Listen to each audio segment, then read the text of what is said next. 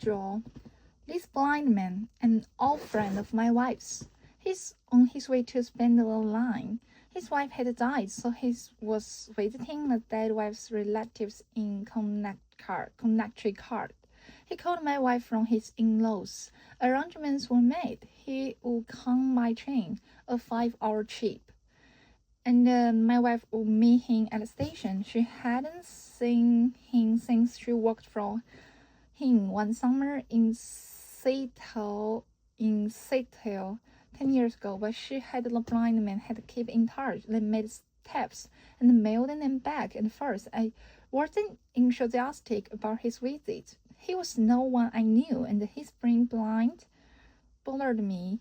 My idea of blindness came from the movies. In the movies, the blind moved slowly and never laughed. Sometimes they were led by singing-eyed dogs. A blind man in my house was not something I looked forward to.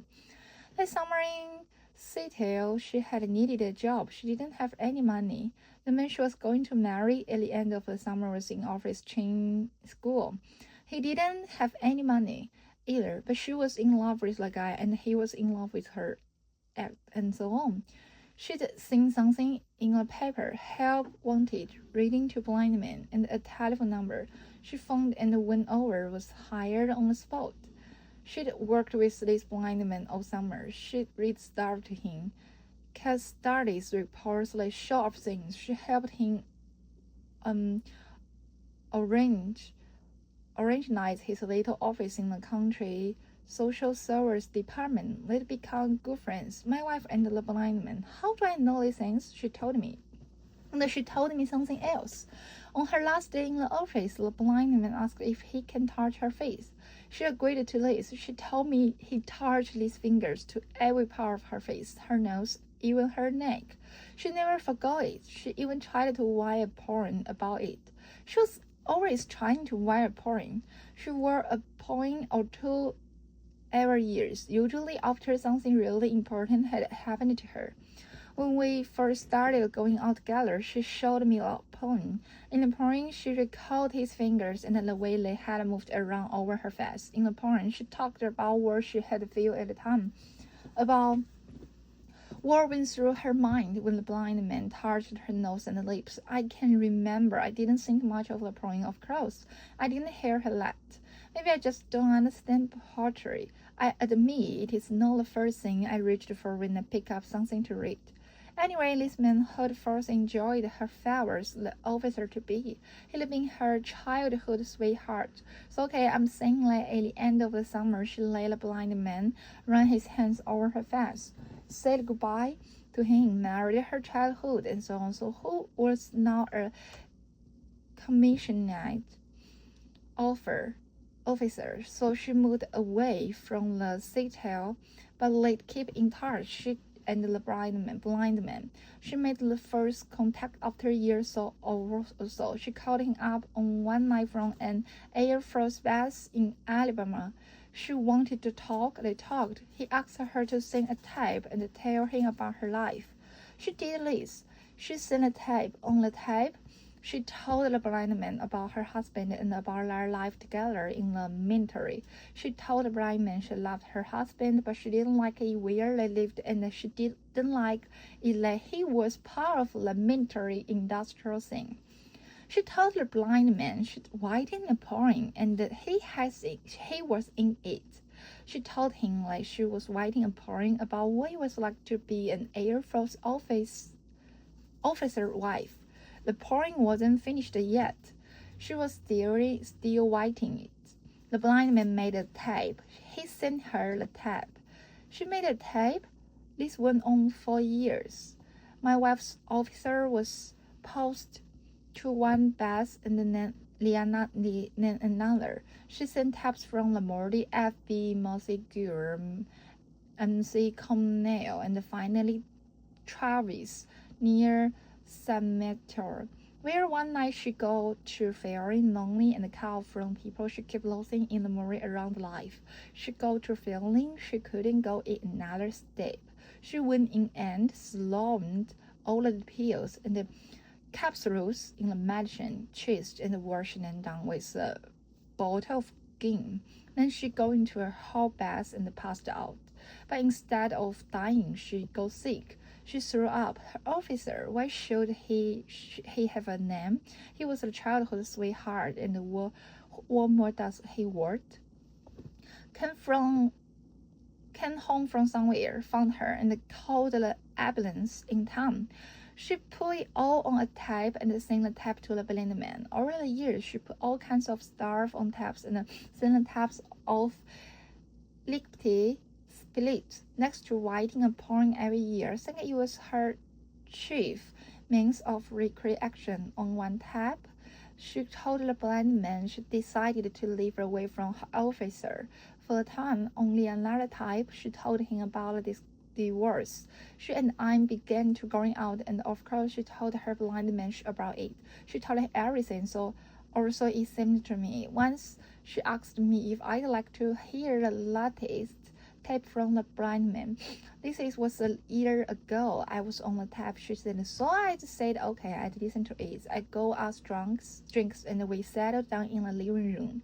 We met ready to listen first. She interested the tape into the player and adjusted a couple of dials. Then she pushed the lever. The tape scrapped and someone began to talk in this loud voice. She lowered the volume. After a few minutes of harmless chit-chat, I heard my own name in the mouth of this stranger. This blind man I didn't even know. And then this. From all you have said about him, I can only conclude, but we were interrupted. A knock at the door, something, and we didn't ever get back to the tap. Maybe it was just as real. I'd heard all I wanted to. Now this same blind man was coming to sleep at my house. Maybe I could take him blowing, I said to my wife. She was at a dreaming board doing sculpted potatoes. She put down the knife she was using and turned around. If you love me, she said, you can do this for me. If you don't love me, okay, but if you had a friend, any friend, and the friend can't resist, I'd make him feel comfortable. She waved her hands and with a dish towel. I don't have any blind friends, I said. You don't have any friends, she said. Period. Besides, she said, Goldman is. His wife just died. Don't you understand that the man lost his wife? I didn't answer. She told me a little about the blind man's wife. Her name was Bullion. That's name for a colored woman. Was his wife a Negro? I asked. Are you crazy? My wife said. Have you just flipped or something? She picked up a potato. I saw it hit the floor and then roll under the stove. What's wrong with you? She said. Are you drunk? I'm just asking, I said. Right then my wife filled in with more detail than I cared to know. I made a drink and sat at the kitchen table to listen. Pieces of the story began to fall into place. Blanche had gone to work for the blind man the summer after my wife had stopped working for him. Pretty soon, Blaine and the blind man had themselves a church wedding. It was a little wedding. Who'd want to go such a wedding in the first place? Just the two of them plus the minister and the minister's wife. But it was a church wedding just the same. It was with Billy and wanted, he'd said, but even the Blaine must have been carrying a cancer in her glands. After had been inseparable for 8 years, my wife's word, inseparable. Bella's health went into a rapid decline.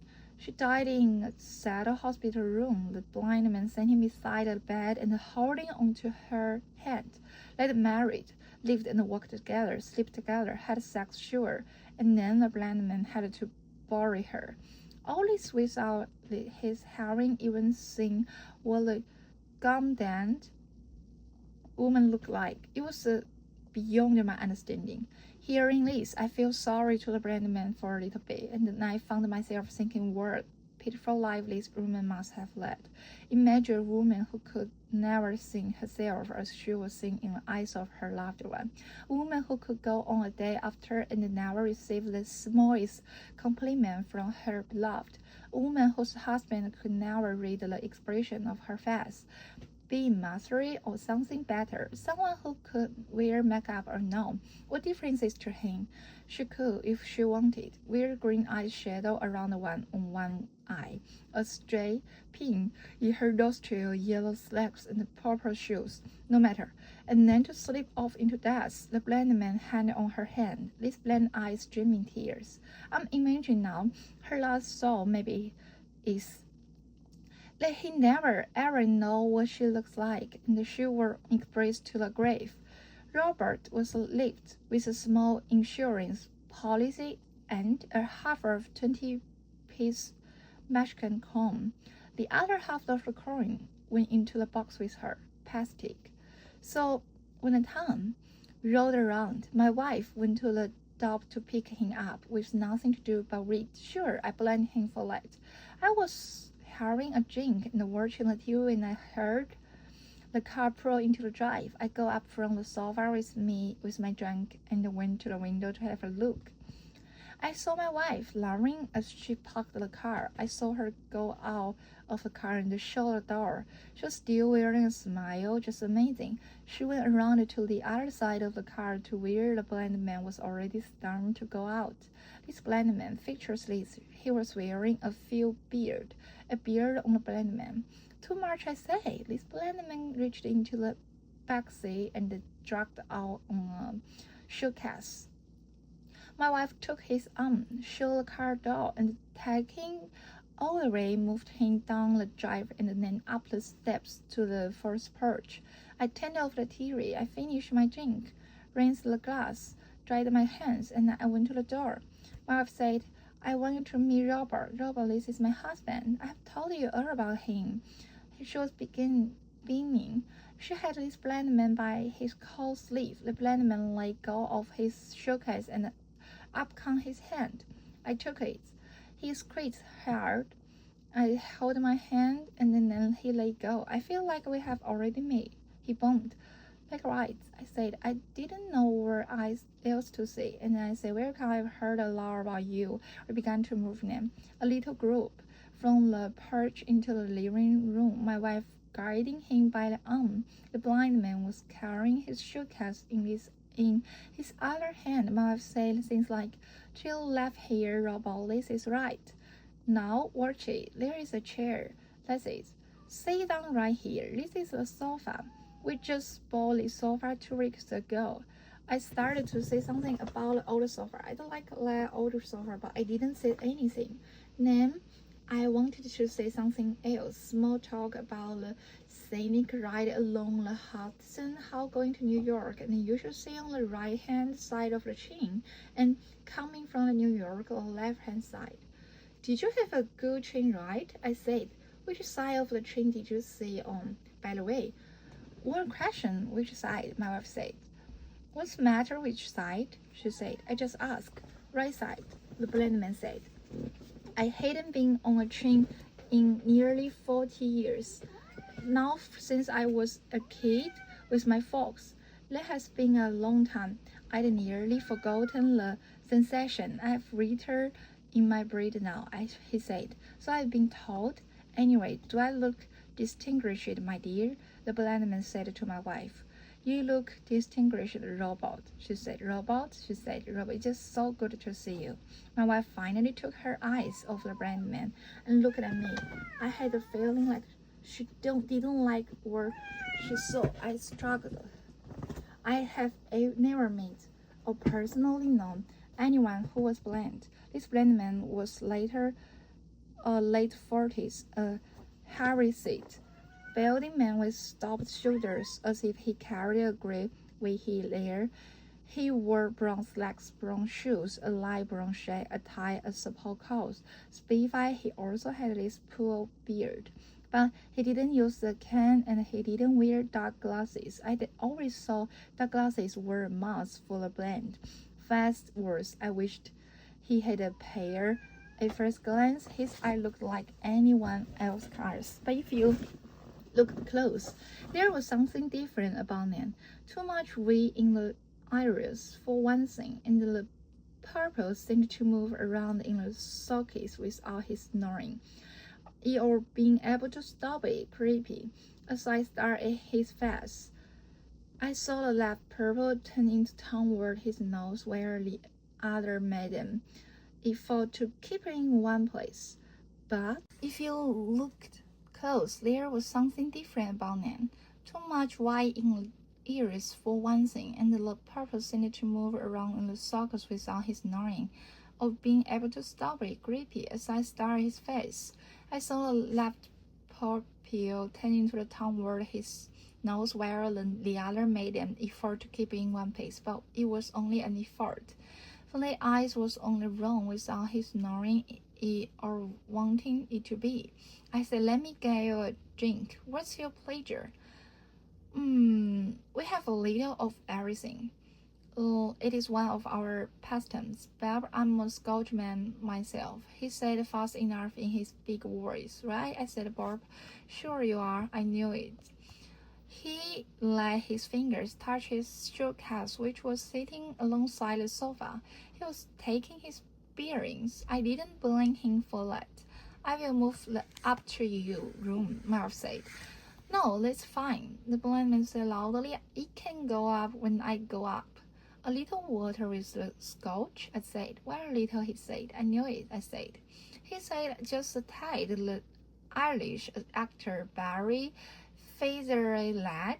I'm like the fellow. When I drink water, Fraser lad said I'm drinking water. When I drink whiskey, I drink whiskey. My wife laughed, and the blind man brought his hand up under his beard. He lifted his beard slowly and let it drop. I did the drinks. 3 big glasses of scotch with a splash of water in each. Then we made ourselves comfortable and talked about Robert's travels. First, the long flight from the West Coast to Connecticut. We covered the rest, and then from Connecticut up here by train. We had another drink concerning the leg of the trip. I remembered having read somewhere that the blend didn't smoke because a scabulation had it. They couldn't see the smoke they exhaled. I thought I knew that much and that much only about the blind people, but this blind man smoked his cigarette down to the newborn, and then lit another one. This blind man filled his ashtray, and my wife emptied it.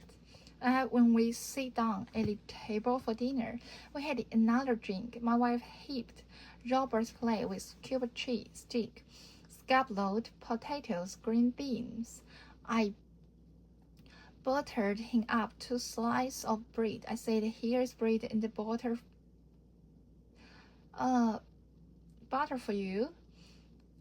Butter for you. I swallowed some of my drink. Now let's pray, I said, and then the blind man lowered his hand. My wife looked at me. He much up. Pray the phone won't ring and the food doesn't get cold, I said. We dug in. We ate everything there was to eat on the table. We ate like there was no tomorrow. We didn't talk. We ate. We scoffed. We grazed the table. We were into serious eating. The blind man had already located his fruits. He knew just where everything was on his plate. I watched with admiration as he used his knife and fork on the meat. He had carved 2 pieces of meat, fork and the meat onto his mouth, and then go all out for the scalloped potatoes and then the beans next. And then he'd tear off a hunk, and the buttered bread and eat. He'd follow this up with a big chunk of milk. It didn't seem to bother him to use his fingers once in a while either. We finished everything, including half a strawberry pie. For a few moments we sat as if stunned, 3 beans on our face. Finally we got up from the table and left the dirty place. We didn't look back. We took ourselves into the living room and sank into our place again. Rob and my wife sat on the sofa. I took the big chair. We had us 2 of the 3 more drinks while they talked about the major things that had come to pass for Nan in the past 10 years. For the most part, I just listened, not and Then I joined in. I didn't want him to think I'd left the room, and I didn't want her to think I was feeling left out. They talked of things that had happened to them. To Nan, this past 10 years, I waited in a ring to hear my name on my wife's sweet lips, and then my dear husband came to my life, something like that. But I heard nothing of the sort. More talk of Robert. Robert and had done a little of everything. It seemed a regular blind jog of our chase. But most recently, he and his wife had an Amway, this tributorship from which I gathered late earthly their living such as it was. The blind man was also a home radio operator. He talked in his loud voice about conversations he have had with the fellow operators in Guam, in the Philippines, in Alaska, and even in the Tahiti. He said he had a lot of friends there if he ever wanted to go visit these places. From town to town, he'd turn his blind face toward me, put his hand under his beard, asked me something. How long had I been in my present position? 3 years. Did I like my work? I didn't. Was I going to stay with it? What were the options? Finally, when I saw he was beginning to run down, I go up and turn on the TV. My wife looked at me with irritation. She was heading toward the boil. Then she looked at the blind man and said, Robert, do you have a TV? The blind man said, My dear, I have 2 TVs. I have a color seat and the black and the white thing. And older relic, it is funny, but if I turn the TV on, and I'm always turning on, I turn on the color seat. It is funny, don't you think? I didn't know what to say too late. I had absolutely nothing to say too late, no opinion. So I watched the news program and tried to listen to what the announcer was saying. This is a color TV, the blind man said. Don't ask me how, but I can tell. We typed up a while ago, I said. The blind man had another taste of this drink. He lifted his beard, sniffed it, and lay forward. He leaned forward on the sofa. He positioned his armchair on the comfy table, then put a lighter to his cigarette. He leaned back on the sofa and crossed his legs and ankles. My wife covered her mouth, and then she yawned. She stretched. She said, I think I will go upstairs and put up my robe. I think I will change into something else. Robert, you make yourself comfortable, she said. I'm comfortable, Bremen said. I want you to feel comfortable in his house. She said, I'm comfortable, Bremen said. After she'd left the room, and he and I listened to the weather report and then to the sports roundup. By the time she'd been gone so long, I didn't know if she was going to come back. I thought she might have gone to bed. I wished she'd come back downstairs. I didn't want to be left alone with a blind man. I asked him if he wanted another drink, and he said sure. Then I asked if he wanted to smoke something double with me. I said I had just rolled a number. I hadn't, but I planned to do so in about 2 shakes. I will try some with you, he said. Then right, I said let's start. I got our drinks and sat down on the sofa with him. Then I rolled us 2 faint numbers, and I lit one and passed it. I brought it into his fingers, and he took it and inhaled.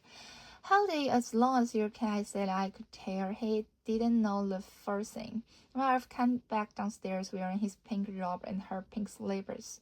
What do I smell? She said. We have some cannabis, I said. My wife gave me a savage look. Then she looked at the blind man and said, Robert, I didn't know you smoked. He said, I do now, my dear. That's a first time for everything, but I don't feel anything yet. This stuff is pretty mellow. I said this stuff is mild. It is stuff you can reason with. I said, it doesn't mess you up. Not much it doesn't. Burp, he said and laughed. My wife sat on the sofa between the blind man and me. I passed her the number. She took it, and then passed it back to me. Which way is this going? She said, and then she said, I shouldn't be smoking this. I can hardly keep my eyes open as it.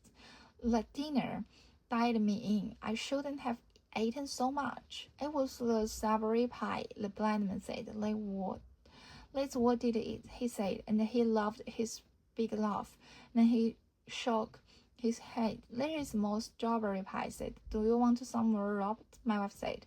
Maybe in a little while, he said. We gave our attention to the TV. My wife yawned again. She said, your bed is made up when you feel like going to bed, Robert. I know you must have had a long day. When you are ready to go to bed, say it so. She pulled his arm. Robert, he came to and said, I've been a real nice time. This beats taps, doesn't it? I said, coming at you, and I pulled a number between his fingers. He inhaled, held the smoke, and then let it go. It was like he'd been doing it since he was 9 years old. Thanks, Bob, he said. But I think this is all for you. I think I'm beginning to feel it, he said. He held the burning roach out of my wife. Send here, she said. Dad told me to. She took the roach and passed it to me. I might just sit here for a while between you two guys with my eyes closed. But don't let me bother you, okay? Either one of you, if it bothers you, say no. Otherwise, I must just sit here with my eyes closed until you are ready to go to bed. She said, your bed's made up, Robert. When you are ready, it's right next to our room at the top of the stairs. We will show you up when you are ready. You wake me up now, you guys, if I fall asleep. She said light, and then she closed her eyes and went to sleep. The new program ended. I go up and change the channel. I sat back down on the sofa. I wished my wife hadn't popped out. Her head lay across the back of the sofa, her mouth open. She turned slowly, her robe slipped away from her legs, exposing a juicy thing. I reached to draw her robe back over her, and it was then like I glanced at the blind man. What the hell? I flipped the robe open again. You said when you want something strawberry pie, I said. I will. I said, I'll try it. Do you want me to take you up to your bed? Are you ready to heal away? No yet, he said. So I will stay up with you, Barbara. If that's right, I will stay up until you are ready to turn in. We haven't had a chance to talk, know what I mean? I feel like me and her monopolized the evening. He lifted his beard and he lay in fall. He picked up his cigarettes and his lighter. That's all right, I said. And then I said, I'm glad for the company. And I guess I was. Every night I smoked job and stayed up as long as I could before I fall asleep. My wife and I hardly ever went to bed at the same time. When I did go to sleep, I had these dreams. Sometimes I'd wake up from one of them, my heart going crazy. Something about a charge and the middle edges was on the TV. Now you run of the mail to your fair. I wanted to watch something else. I turned to the other channels, but there was nothing on them either, so I turned back to the first channel and apologized. Barbara, it is all right, the blind man said. It is fine with me. Whatever you want to watch is okay. I'm always learning something. Learning never ends. It won't hurt me to learn something tonight. I got ears, he said. We didn't say anything for a time. He was leaning forward with his head turned at me. His right ear aimed in the direction of the seat. Very disconcerting. Now and then his eyelids dropped and then snapped open again. Now and then he put his fingers into his beard and started, like he was thinking about something he was hearing on the television. On the screen, a group of men wearing clothes was being set open and tormented by men dressed in skeleton costumes and men dressed as devils. The men dressed as devils wore devil masks, horns, and long tails. This pageant was part of a procession. This Englishman who was never acting the scene and said it took place in Spain once a year. I tried to explain to the blind man what was happening. Skeletons, he said. I know about skeletons, he said, and nodded. The TV showed this one Castro. Then there was a long, slow look at another one. Finally, the picture switched to the famous one in Paris, with its flying birds and its spires. Reaching up to the clouds, the camera pulled away to show the whole of the Castro rising above the skyline. There were times when the Englishman who was tearing the thing who showed up would simply let the camera move around the Castros, or else the camera would tour the countryside. Men in fields working behind the auction. I waited as long as I could.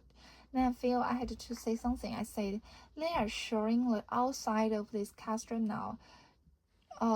Gargoyles, little statues, carved to look like monsters. Now I guess they are in Italy." Yeah, they are in Italy. There is paintings on the walls of this one church.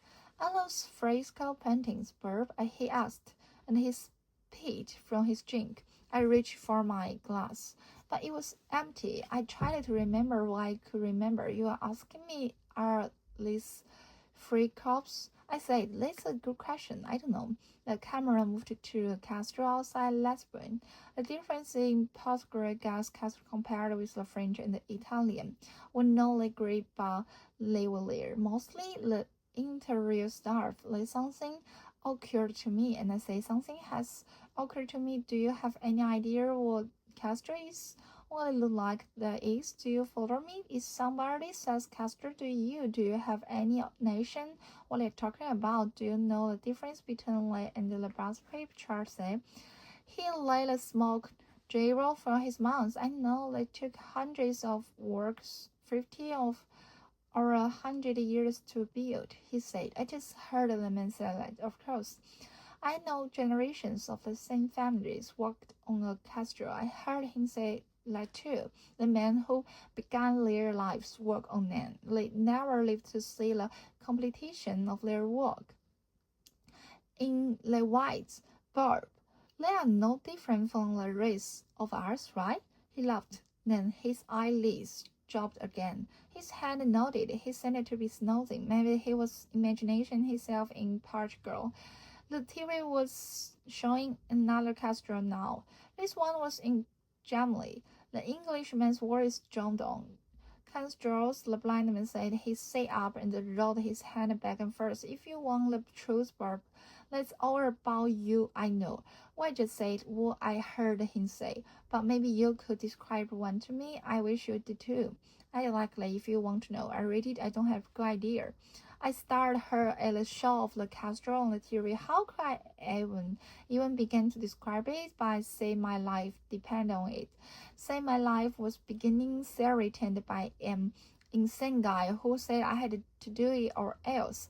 I started some more at the castle before the picture flipped off into the countryside. There was no use. I tended to the blind man, said, "To begin with, they are very tall." I was looking around the room for clues.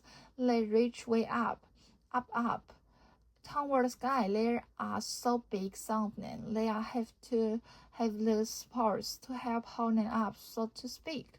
These supports are called portraits. They remind me of wild ducks for some reason, but maybe you don't know wild ducks either. Sometimes the castle have devils and such craft into the front. Sometimes lords and ladies. Don't ask me why that is, I said.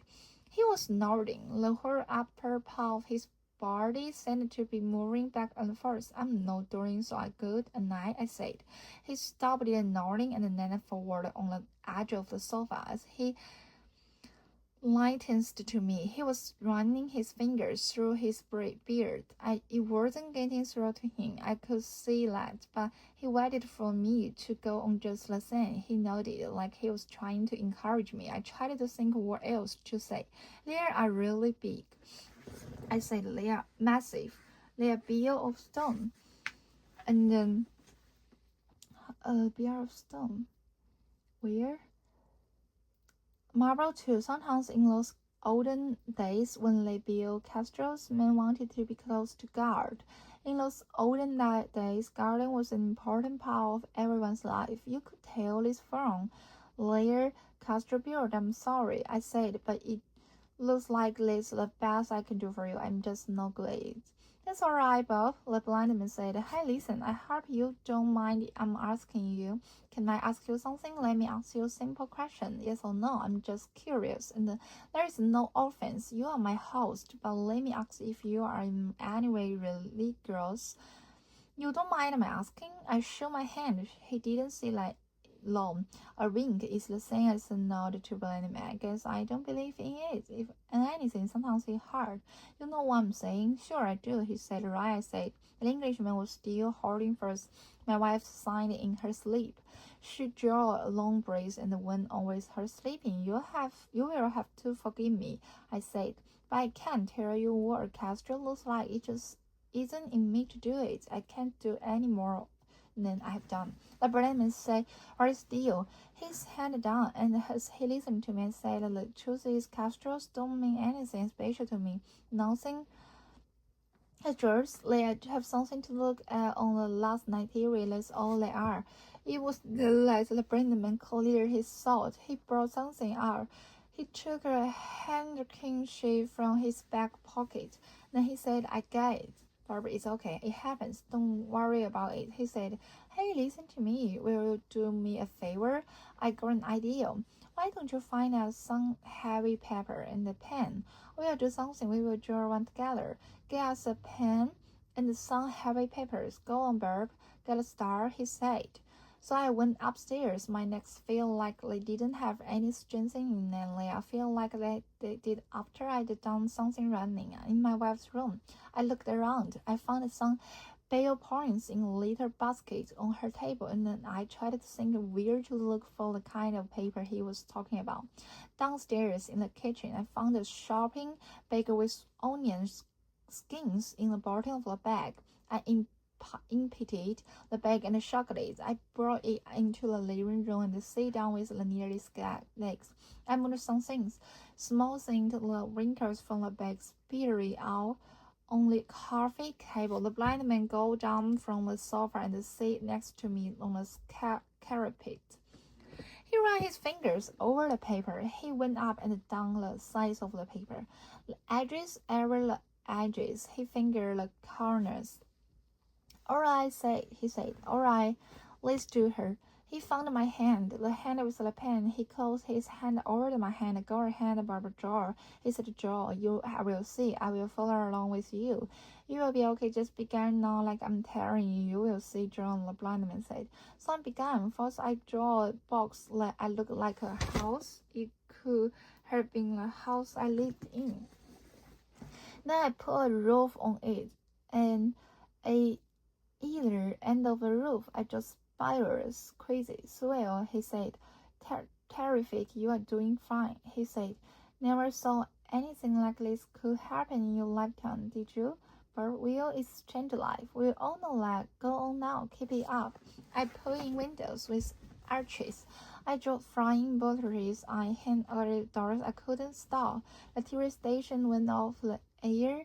I put down the pen and closed and opened my fingers. The blind man felt around over the paper. He moved the tips of his fingers over the paper, all over what I had drawn, and he nodded. "Doing fine," the blind man said. I took up the pen again, and he found my pen. I keep at it. I'm no artist, but I keep drawing just the same. My wife opened up her eyes and gazed at us. He sat up on the sofa, her robe hanging open. He said, "What are you doing? Tell me, I want to know." I didn't answer her. The policeman said, "We are drawing a castle. Me and him are working on it pretty hard." He said to me, "That's right, that's good." He said, "Sure, you got it, Barbara. I can tell you didn't think you could, but you can, you. You are cooking with gas now. You know what I'm saying. We are going to really have something here in minute." "How many? How's the old arm?" He said, "Put some people in there now. What's the castle without people?" My wife said, "What's going on, Robert? What are you doing? What's going on?" "It's all right," he said to her. "Close your eyes now." The blind man said to me, "I did. I closed them just like he said." "Are they closed?" He said, "Don't filch." "They are closed." I said, "Keep them away." He said, "Don't stop now, drum." So I keep on with it. His fingers rolled my fingers as my hand went over the paper. It was like nothing else in my life up to now. Then he said, "I think that's it. I think you got it." He said, "Take a look. What do you think?" But I had my eyes closed. I thought I'd keep them away for a little longer. I thought it was something I ought to do. "Well," he said, I looking. My eyes were still closed. I was in my house. I knew that, but I didn't feel like I was inside anything. "It is really something," I said.